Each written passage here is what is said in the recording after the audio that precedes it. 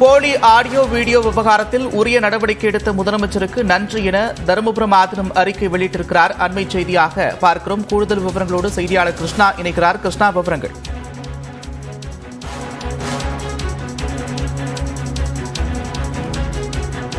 குருமகாச நிதானமாக ஸ்ரீ மாசிலாமணி தேசிக ஞானசம்பந்த பரமாச்சாரிய சுவாமிகள் என்பவர் அருளாட்சி செய்து வருகிறார். இந்நிலையில் இந்த ஆதீன கருத்தர் குறித்து ஆபாசமான வீடியோ மற்றும் ஆடியோ உள்ளதாக கடந்த சில நாட்களாக மர்ம நபர்கள் சிலர், ரவுடிகள் சிலர் இணைந்து தருமபுரம் ஆதீன நிர்வாகத்தினரை தொடர்பு கொண்டு பெரிய அளவில் பல கோடி ரூபாய் பணம் கேட்டு மிரட்டியதாக தெரிய வருகிறது. இது குறித்து ஆதீன நிர்வாகத்தின் சார்பில் கடந்த 25ஆம் தேதி மயிலாடுதுறை மாவட்ட காவல் கண்காணிப்பாளர் அலுவலகத்தில் புகார் அளிக்கப்பட்டது. இந்த புகாரின் அடிப்படையில் மயிலாடுதுறை மாவட்டத்தில் 4 பேர் நேற்று கைது செய்யப்பட்டனர். கைது செய்யப்பட்ட அனைவரும் மயிலாடுதுறை கிளை சிறையில் அடைக்கப்பட்டுள்ளனர். இந்நிலையில் எஞ்சியவர்களை தேடும் பணியில் போலீசார்கள் தீவிரமாக ஈடுபட்டுள்ளார்கள். இந்த நிலையில் தருமபுரம் ஆதீனம் ஒரு செய்தி குறிப்பை வெளியிட்டுள்ளார்.